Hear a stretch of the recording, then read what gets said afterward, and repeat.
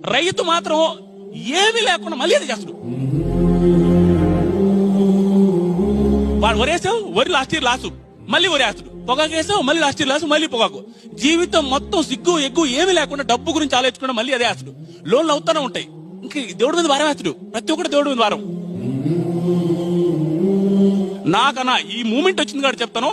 నేను ఒక ఏజ్ వచ్చిన తర్వాత నుంచి చాలా మందికి చెప్పిన విషయం ఇది, చాలా మంది అర్థం చేసుకోవాల్సిన విషయం. ఎవరికైనా రెస్పెక్ట్ ఇవ్వాలి సార్ అని పిలవాలి అంటే ఫస్ట్ సార్ అని పిలిపించుకునే అర్హత ఉండే మొదటి వ్యక్తి రైతన్న.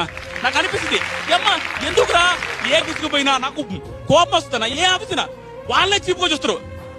అడుగుచో ఇట్రా రెండు ఎన్నిసార్లు చెప్పాను నీకు ఇదే. గుడ్లు బాగా వేసుకుని వెళ్తే అండి అది కాదండి ఇలా వెళ్ళండి అంటాడు. ఏమి రైతు కూడు పెడుతుంటే సార్ మీరు అది వెయిట్ చేయండి సార్, పెద్ద అయినా మీరు వెయిట్ చేయండి సార్, మేడం వాళ్ళకన్నా అనాల్సింది. నాకు చాలా సార్లు చెప్పాలనిపిస్తుంది. ఒక వేదిక వస్తే అరే బాబు మనం ఫస్ట్ సార్ అని పిలవాలంటే రైతుని రా పిలవాల్సింది సార్ అని గౌరవం ఇవ్వాలంటే ఫస్ట్ రైతుకి, తర్వాత సైనికుడికి ఇవ్వాలా. మిగతా వాళ్ళందరికి ఇస్తూ వాళ్ళిద్దరు వదిలేస్తాం మనం. Very good, well said. అవన్న అంటే ఆది అన్న చెప్పింది నిజంగా వాస్తవం. ఎందుకంటే మేము ఊళ్ళో ఉండే వాళ్ళం కదా. ఎవరైనా సరే కార్లలో వచ్చిండ్రు, బండ్ల మీద వచ్చిండ్రు, బట్టలు మంచిగా వేసుకురు అంటే అల్లకి అన్న సార్ సార్ అనుకుంటా మస్తుగా మర్యాదలు చేస్తారు. అదే కొంచెం రైతులు ఎట్లుంటారు అన్న, మట్టిలో పుట్టిన మాణిక్యాలు వాళ్ళు. బట్టలు మంచిగా వేసుకోవాలి, వాళ్ళ మనసు మంచిగా ఉంటది. కానీ వాళ్ళ దగ్గర పోయినంటే ఇడొచ్చిన ఇట్లా మాట్లాడతారన్న, అట్లా కసిరిస్తారు. అయినా కూడా ఈ ఎదుటోళ్ళు ఎట్లా మాట్లాడినా వాళ్ళు మాత్రం అంతే హంబుల్ తోని, అంతే మర్యాదతోని ఎదుటోళ్ళని చాలా రెస్పెక్ట్ చేస్తారన్న వాళ్ళు. సీరియస్లీ ఆది అన్న చెప్పినట్టు ఎవరికన్నా మనం రెస్పెక్ట్ చేయాలి. ఎవరన్నా మనకి ఎదురుపడ్డప్పుడు చేతులు రెండు పెట్టి దండం పెట్టాలి అని అంటే రైతులకు పెట్టాలన్నా. రైతు అనేవాడిని ఎవడైనా డిస్రెస్పెక్ట్ చేస్తే క్వశ్చన్ చేయాలన్న పక్కన వాళ్ళు.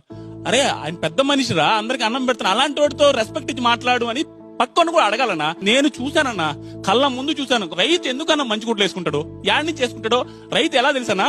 నాకు ఒక సిచ్యువేషన్ వచ్చిందనమాట. మా ఊర్లో ఒక ధర్నా జరుగుతుంది, రైతులు ధర్నా చేస్తారు. ఒక టైంలో ఒక టైం వచ్చేసరికి ఎవడు లేడు, కరెంట్ వచ్చింది, మోటార్ వేసుకోవాలి వెళ్ళిపోయారు, ఎవడు ఉండడు. రైతులు అంతేనన్నా, నువ్వు ఎంతలో పని చేయి, 3 పేజీలు కరెంట్ వచ్చింది, వెళ్ళాలా మోటార్ వేయాలా, ఇంక వాళ్ళకి ఏం తెలియదు.